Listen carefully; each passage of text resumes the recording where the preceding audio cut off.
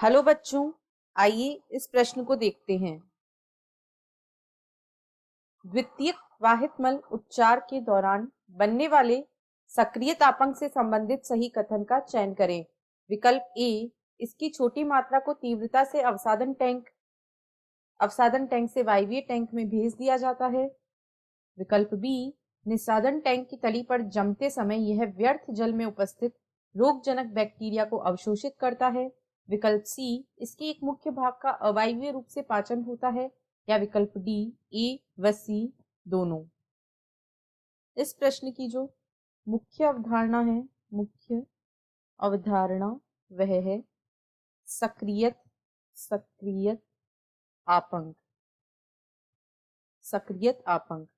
सक्रियत आपंक अथवा activated sludge जो होता है उसका निर्माण मुख्यतः वाहितमल उपचार के दूसरे चरण यानी द्वितीयक उपचार के दौरान होता है। इसका निर्माण द्वितीयक उपचार के दौरान होता है।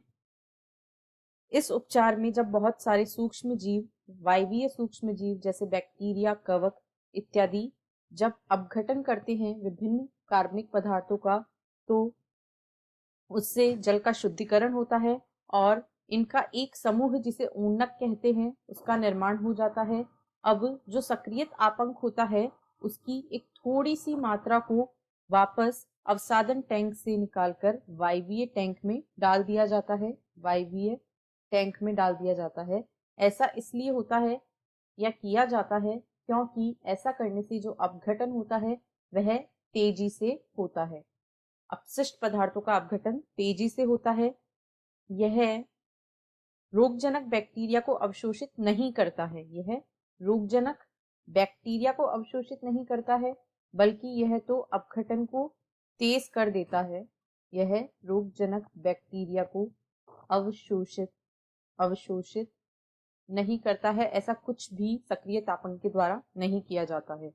इसके बाद जो सक्रियत आपंक होता है उसका मैथेनोजन बैक्टीरिया के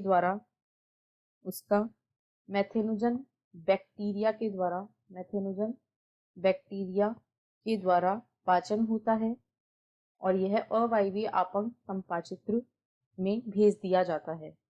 अब यदि विकल्पों को देखें तो विकल्प ए में कहा गया है इसकी छोटी मात्रा को तीव्रता से अवसादन टैंक से वायवीय टैंक में भेज दिया जाता है, बिल्कुल सही है।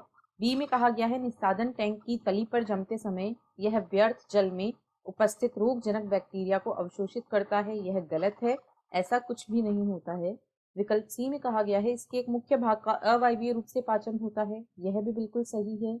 तो विकल्प डी इस प्रश्न का सही उत्तर है क्योंकि ए व सी दोनों सही है।